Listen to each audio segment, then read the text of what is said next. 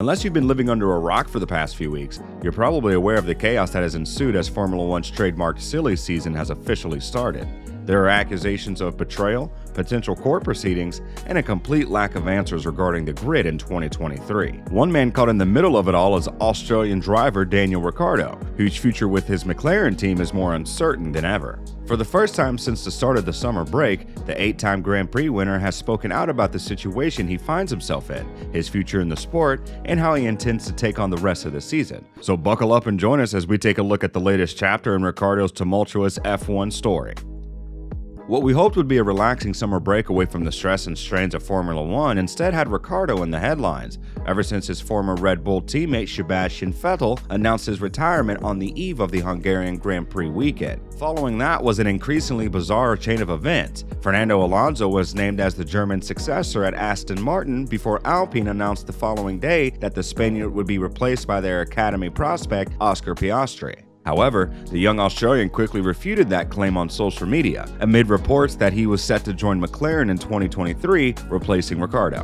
McLaren has yet to respond, but Alpine team principal Otmar Szafnauer believes that the battle for Piastri's talent will end in court. Thus, if Ricciardo was kept up with the news, he will have been aware of the rumors surrounding his future early in the hiatus. Until now, nothing had been heard from Ricciardo himself. In an interview with the Australian website SPEEDCAFE, the 33-year-old did little to directly address speculation about his future, but he did express his dedication to the sport as he called home for over a decade, riding the highs and lows that come with Grand Prix racing since 2011. The reason Ricciardo's position at McLaren is thought to be in jeopardy next year is that he has been largely outperformed by teammate LANDO NORRIS since the start of 2021, with the obvious exception of an Italian Grand Prix victory shortly after last year's summer break. While Norris sits best of the rest behind the top 6 drivers on 76 points, Ricciardo has a paltry 19 to his name, and he has rarely come close to matching Norris for pace. The Australian struggles with the MCL 36 are a far cry from his race-winning days at Red Bull, where he established himself as one of the best late breakers in the business. When asked what keeps him motivated to push forward,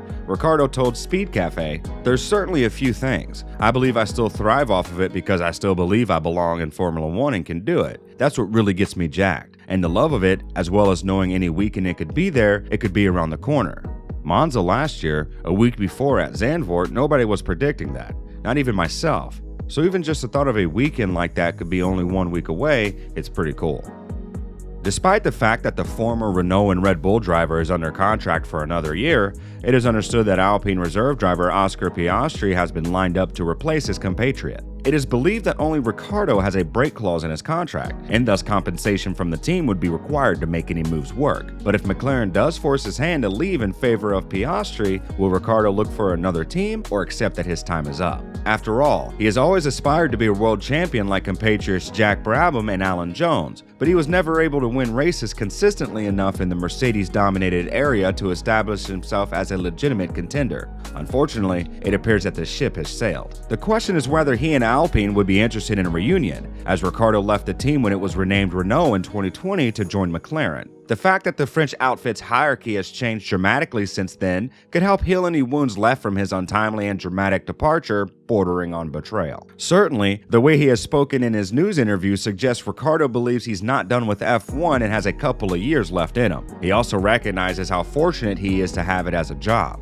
Like the competition, it has to be one of the only sports in the world where there's only 20 people doing it. The competition is such like a small 0.001% of a group, so to be able to not only be part of that group but to compete inside that group, that's such a unique thing in itself, and so I love that.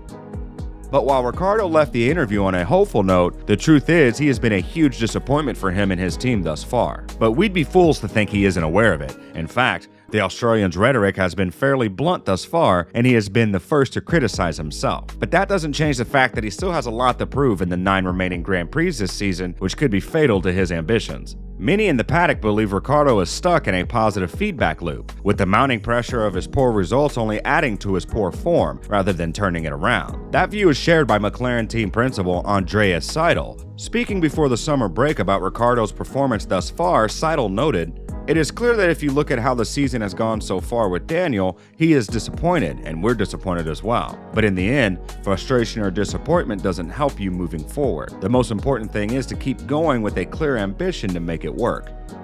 Indeed, Ricciardo has a lot of ambition, but he also carries the baggage of external and internal pressure. Then there's the reality of his situation, which does little to help him out. As previously stated, the MCL36 has not been kind to the Australian, who has struggled to adjust to its unusual handling. However, he shares the same car as teammate Lando Norris, and the Brit has been the first to admit that the car is lacking. Nonetheless, he adapted and now finds himself battling at the front of the midfield most every time, while Ricciardo struggles to get points. So, what's the deal? Has Ricciardo lost his magic? Or is it simply the combination of the car, the pressure, and an annoyingly quick teammate that's getting to him? Nobody knows for sure, but one thing is certain, things must turn around quickly. But even in the darkest of places, there is a ray of hope. McLaren entered F1's new technical regulations this year with the goal of challenging for race victories on a regular basis, especially given its mini resurgence in previous seasons. However, following a disastrous start of the season in Bahrain, where brake issues hampered the team's progress, McLaren has been unable to bridge the gap from midfield to top 3, and instead finds itself locked in battle with Alpine for 4th place. So, where's the hope? Well, with the goal of fighting to the top 3 fresh in their minds, McLaren's top brass have decided to take a different approach and begin looking on new directions. That is, according to technical director James Key, who revealed in an interview that the team will pursue various car concepts in order to catch up with Red Bull, Ferrari, and Mercedes. We've optimized as much as we can now, and it's the next step. If you could, we've got a cost cap and a time limit and other things for next year's car to consider, is to look at fresh directions which open up more potential to develop to. We're not at that point now. On the track, we're at that point now, but in terms of thinking, we're at that point a couple months ago. Really, that's what we need to do. We've got to unlock fresh areas of development, and we've been looking at that in detail for next year. Obviously, if we look closely at what the competition have done, there are 2 teams which are showing what's possible here, caught all the rest of us out. So there's the motivation Ricciardo needs. If he is able to retain his seat for 2023, he will be there for the next step in McLaren's plan to reach the top. Don't forget, despite all the reports and rumors about his possible departure and the backdoor dealings, it's all just conjecture for now.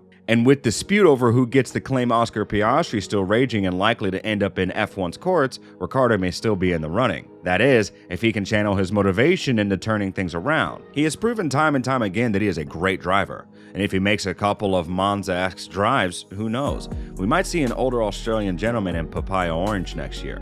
But what do you think? Does Ricciardo still have what it takes to turn his fate around and remain with McLaren, or is it already too late? If he does get booted from the Woking team, where will he go? Let us know in the comments section down below. And if you enjoyed the video, consider liking and subscribing. It helps us out a lot.